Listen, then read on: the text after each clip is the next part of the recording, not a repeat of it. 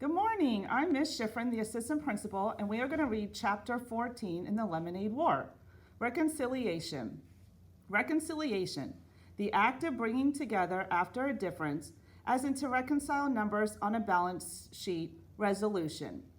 Come on, you two, Miss Trusky called up the stairs. If we don't go now, there won't be any room on the grass. We're coming, shouted Evan, sticking his head out of his room. Jesse was sitting on his bed, and he was trying to get her to go to the fireworks. She had a lockbox on her lap and a mullish look on her face. Just say it's a tie, said Evan. Come on, Jess. This whole thing is stupid, and you know it. It's not a tie unless it's a tie, said Jessie, knowing she sounded like a brat, but not able to stop herself. How much have you got? Mom's waiting, said Evan. Put your dumb box away and let's go to the fireworks. How much have you got? Evan tensed up his fingers as if he were strangling on an invisible ghost. Nothing, okay? I've got nothing. Look. He turned the pockets out of his shorts inside out. Jessie looked skeptical. You can't have nothing. You must have made something. Well, I had expenses, so I ended up with nothing. Okay, are you happy? You win. Evan sat on the edge of the bed looking at the floor. Jessie felt her heart sink.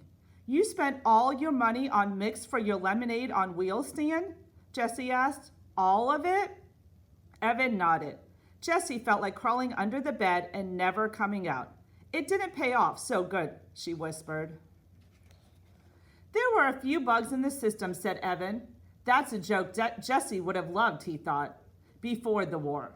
Now it was all just money and numbers and bad feelings. There was no room for laughing. Oh, said Jessie, her voice the size of an ant. She stared down at the box in her lap. I've got... She opened the lid of the lockbox, took out the change tray, and pushed aside all the scraps of paper she had collected and the comment card from Megan. She stared. Wait a minute. This isn't my money. She picked up a handful of wrinkled, bunched up bills. Evan lay down on the bed and covered his head with his pillow. Jessie counted the money quickly.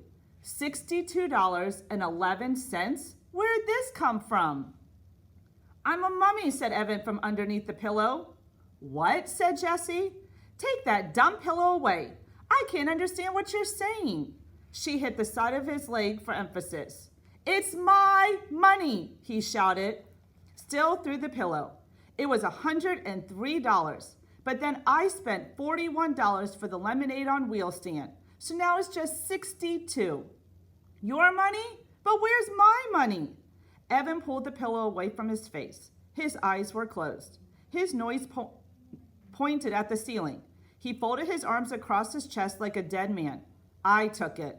Well, give it back, said Jessie. This time she hit the side of his leg for real. I can't. It's gone. He lay as still as a 3-day-old corpse. Gone? Gone where? Jessie was shrieking now. Never in her life had she worked so hard to earn money. Never in her life had she had more than $100 in her hand. Never in her life had she had a friend who trusted her like Megan had. I don't know. It was in my shorts pocket. And then I played basketball with the guys. And then we went to Jack's house to swim. And I took off my shorts and borrowed a suit. And when I went back to change, the money was gone. He sat up and faced his sister. I'm really sorry. In a real war, you fight. You fight with your hands and with weapons. You fight with anything you've got because it's a matter of life and death. Jessie felt the loss of her hard-earned money like a death, and she ripped into Evan with all the power in her body. She punched him. She kicked him. She threw her lockbox at him. She wanted to tear him up into little pieces. Evan didn't try to pin her, though it would have been easy to do. Part of him just wanted to lie on the bed and take it. Take it all. For being the one who started the whole thing by saying, I hate you. For making Jessie feel so rotten about herself just because Evan felt so rotten about himself. For taking Jessie's money and losing it to Scott, just for being so stupid. But Jessie was really going at it, and if he didn't protect himself at least a little, he was going to end up in the emergency room, and that would upset his mom. So he kept his hands up in front of his face, just enough to keep Jessie from gouging out his eyes. But he never once tried to hit her back. He was done fighting. Finally, Jessie ran out of gas. She lay down on the bed and tried to make her brain work. Her body was so worn out that her brain felt like the only part of her that could work. One of your friends stole my money, she asked. I think it was Scott Spencer, said Evan. He went upstairs to go to the bathroom. And then he came down all in a hurry and he said he had to go home.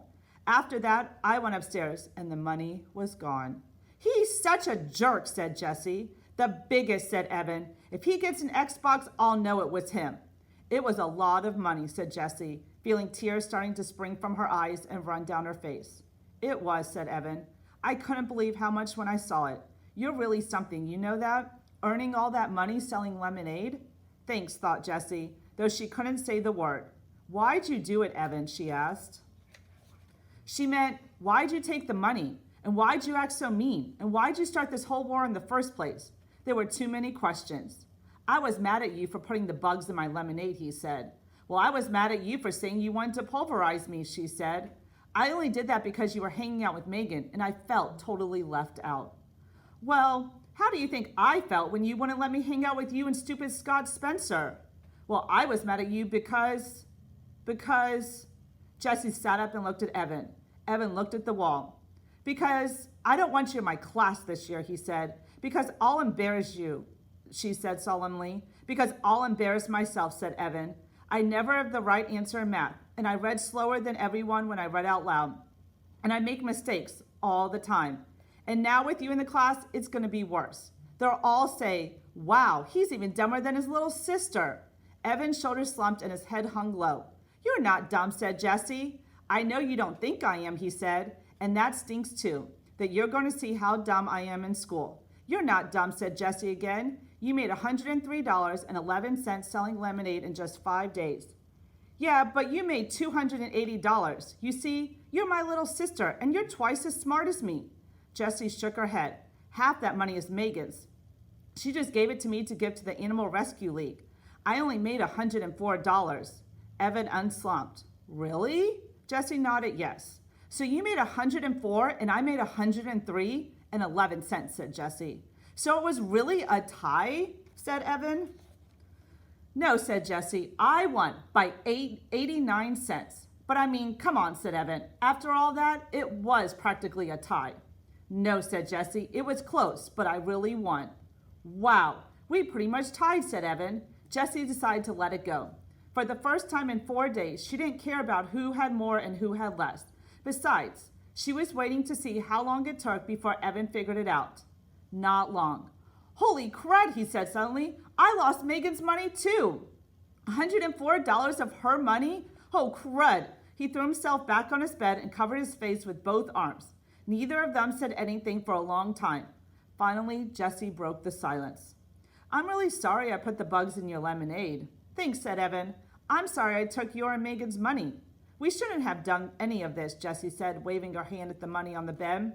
It ruined the end of the summer. Yeah, the whole summer's been crud, said Evan. Not the whole summer, just the last 5 days. Remember, we went to Bar Harbor and we swam at the pond.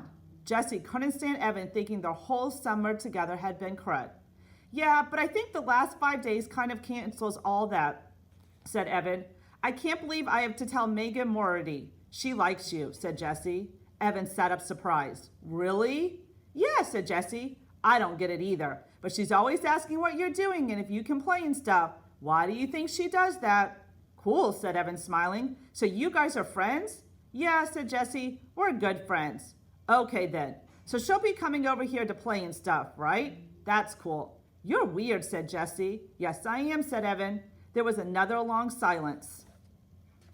The late summer light in Evan's one-window room had faded to black, but neither one of them wanted to turn on a light. It was nice sitting there, just the two of them in the cooling darkness.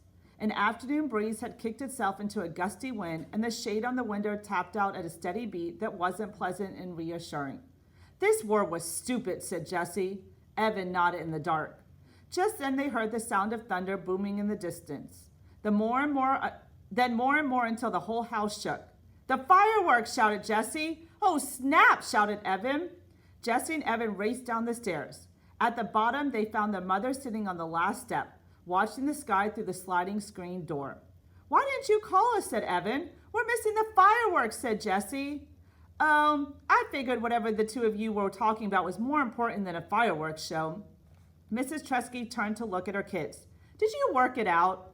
Evan and Jessie nodded just as a Roman candle exploded in the sky. Not a bad seat, said Miss Tresky, patting the step. Enjoy. For 20 minutes, the night sky was alive with wagon wheels, party-colored dahlias, and whistling glitter palms. Evan, Jessie, and Mrs. Tresky sat watching, silent, but for the occasional ooh and ah that seemed to escape from their lips like hissing air from an overblown tire. When the last of the fireworks bloomed and then faded, Evan, Jessie, and Mrs. Tresky sat in the darkness waiting. No one said anything for several minutes, and then Jessie whispered, "It's over." "Yes, it was over." "Wait," said Evan. "What was that?" "What?" asked Jessie, straining her ears. "Listen." In the distance, a boom and a rattle. "More fireworks," said Evan, staring up at the dark sky. "Where? I don't see them," said Jessie. All of a sudden, the sky split in two as lightning sliced the night. An explosion of thunder rolled through the house, rattling the windows and pictures on the walls. Rain poured from the sky as if a gigantic faucet had been twisted on. "Yow!" shouted Miss Tresky, leaping up from the step. "Battle stations." Every window in the house was wide open, so Evan, Jessie, and Mrs. Tresky ran from the top floor to the bottom, shutting windows and sopping up puddles. The rain came down with the fury and impatience of a 2-year-old having a tantrum. As he closed the window of his room, Evan could hear the gurgle of the gutters choking on the downpour. "One thing ends, another begins," said Mrs. Tresky, meeting Jessie and Evan on the stairs. She raised her index finger like a wise philosopher. "Fireworks, rainstorm." Jessie raised her index finger. "Summer, school." Evan raised his index finger. "War, peace." Then they laughed because it was silly, the three of them acting like wise philosophers standing on the stairs. That night, before she closed her door, Jessie shouted to Evan, who was already in bed, "Hey, I've got an idea about getting Megan's money back." The end. Hopefully you've enjoyed the Lemonade War.